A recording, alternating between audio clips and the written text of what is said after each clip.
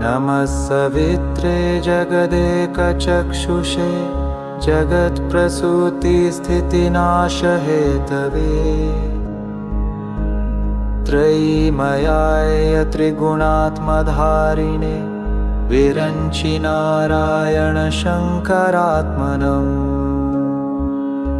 नमोऽस्तु सूर्याय सहस्ररश्मये सहस्रशाखान्वितसम्भवात्मने सहस्रयोगोद्भवभावभागिने सहस्रसङ्ख्यायुगधारिणे नमः यन्मण्डलं दीप्तिकरं विशालं रत्नप्रभं तीव्रमनादिरूपम्